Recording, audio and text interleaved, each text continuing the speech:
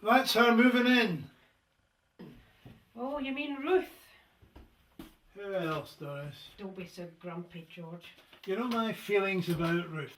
Niece or no niece, of all places, why does she have to come and live next door to us? She said it was a fortuitous circumstance that presented a unique opportunity for her to enhance her domestic situation. In other words, she can't afford the swanky flat anymore, and next door was going cheap.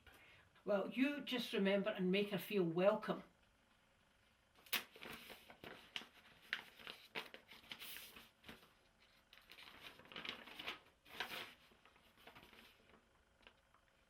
Who's that from?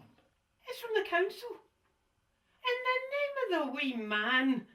I don't believe this. What is it? Look at that. Our wee knitting group. It's been banned. Banned from knitting? No, from the library. It says that the knitting needles are known to be dangerous instruments and contrary to our health and safety policy. And they say we're too noisy. Too much noise. Us knitting. So they're casting you off? Oh, don't be funny, George. Wait till I tell wee Sadie she's going to be livid. Absolutely livid. Wee Sadie.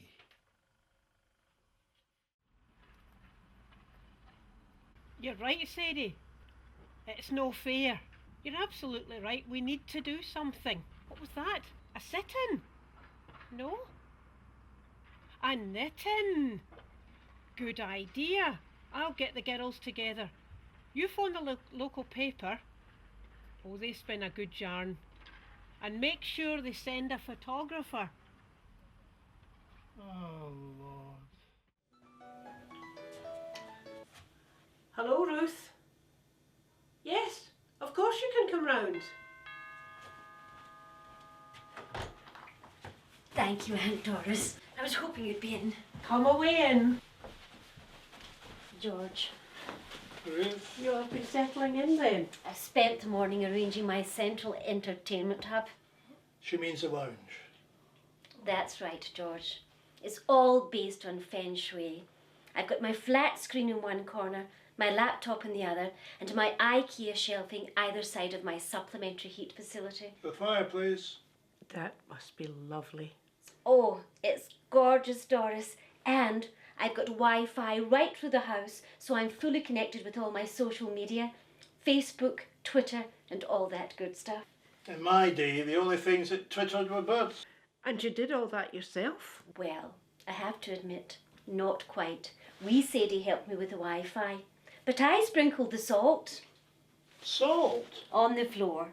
You see, sailors in China sprinkle salt on the decks of their ships to dispel negative energy and create balance and harmony.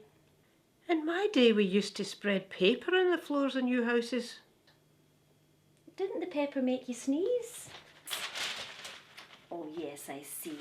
Anyway, there are more important things in life than Feng Shui. Is everything all right, Aunt Doris? You just seem a wee smidgen out of sorts. She's good cause to be out of sorts. I am really upset. I run a wee knitting group in the library. We meet once a week, about a dozen of us. We knit a few things for local charities and have a wee natter to ourselves. And now the council's told them they don't comply with health and safety regulations and they have to get out. I ask you, since when was knitting a hazardous occupation, Ruth? Yeah, but I don't know. It does seem a bit... Well, I suppose they have their reasons. Oh, moustache, expecting a delivery. Ciao!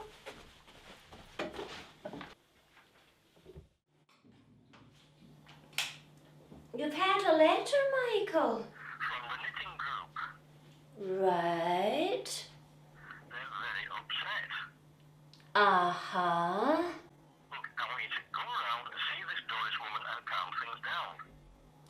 I don't think that's within the parameters of my contract of employment. Sorry, Ruth, this was your idea. You sort it out. Use your charm. Charm?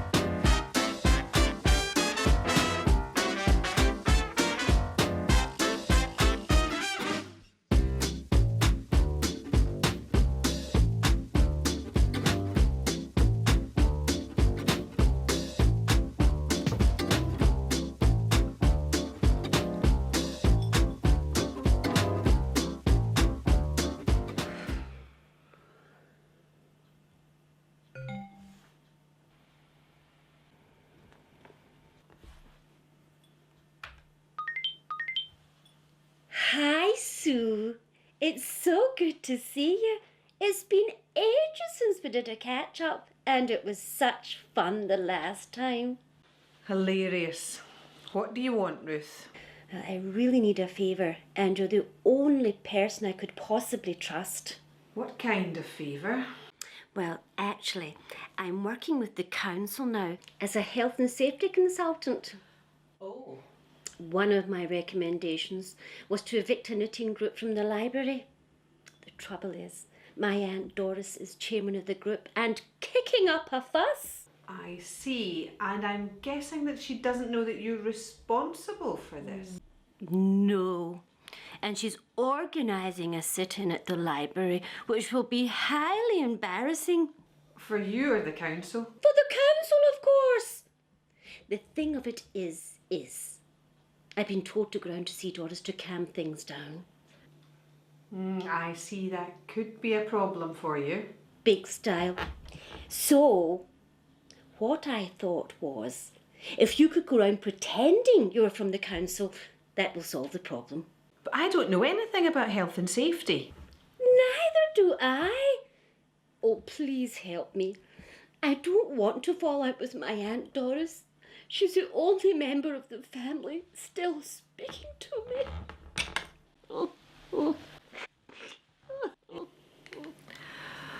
Oh, all right. What do I have to do? Calm things down, that's all. And don't worry, I'll be there to help you all the way. Lovely house indeed. George, this is the person from the council. Mrs. McIntosh, but please, call me Sue. Hello.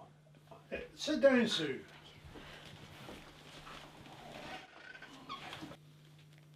Is there anything wrong? Oh, is it just the two of you? Yes? Our niece Ruth said she would pop in to join us. She lives next door, but she seems to have been delayed. Oh dear. I mean, that's a shame. Well, Mrs. McIntosh, shall we get down to business? Yes, I'd like to discuss with you vis-a-vis your concerns re the knitting group. Oh, so sorry I'm late. I had a minor contretemps. Ruth, this is Mrs. McIntosh from the council. Pleased to meet you. Anyway, we think that banning the group was completely unreasonable and unnecessary. Well, I can see how you might feel that way, but perhaps you could try and see it from our point of view. Knitting needles are very sharp implements and could easily take someone's eye out if you're not careful. People have been knitting for hundreds of years. Can you give me any examples of these injuries? Well, I don't have actual statistics to hand. There you are then. It's like people saying that a swan can break your arm. Have you ever heard of anyone having their arm broken by a swan? I can't say that I have. And where does it all end? How about banning digestive biscuits in case someone chokes on the crumbs? Well, if you put it that way. All we were doing was meeting in the library once a week for a knit and a natter. It's for some of the ladies, it's the only time they get out of the house. And anyway, all that we do for local charities. For charity, you see? Yes, for the deprived children of the area. Deprived children? Yes. Now, Sue, speaking woman to woman, what's the harm in that? You're quite right, Mrs. Day. In fact, I think what you're saying is inspiring. Do you know what I'm going to do? What? I'm going to rescind the ban. What? What? Pardon? I'm going to rescind the ban with immediate effect. Are you sure you can do that? Of course I can. You think you have the power? Absolutely. Ruth, isn't that wonderful? Wonderful. Oh, I must go next door and tell wee Sadie. She'd be delighted. Thank you very much. Ruth, can we have a word? In private. I suppose. So, Ruth, how are you going to get out of that one? Pardon? You can kid Doris, but you can't kid me. It was you that got the knitting group banned, wasn't it? No. How could it be anything to do with me? Come on, Ruth. I happen to know the estate agent who sold you the house. We're in the same golf club. And he let slip that you're working for the council in health and safety. Oh, all right. Mea culpa and all that. But I acted with good reason. There is no question in my mind that knitting needles present a dangerous and potentially lethal hazard. Well, lethal or not, you'll have to rescind the ban now. By the time Doris has told wee Sadie, it'll be all over town. You do realise this will cause me considerable embarrassment, George? Yes, it probably will. One last thing, Ruth. I think it would be a nice gesture if you joined Doris's knitting group. Don't you? Ciao, Ruth. Was that okay? Spot on, Sue. Thanks for tipping me off. Just as well Ruth didn't know you were working at the golf club. Think nothing of it, George. It was my pleasure. And not a word to Doris, if you don't mind. Ruth is her favourite niece, and I don't want to spoil that. It means a lot to Doris. Of course. Right. I better away and go and calm Ruth down before she explodes.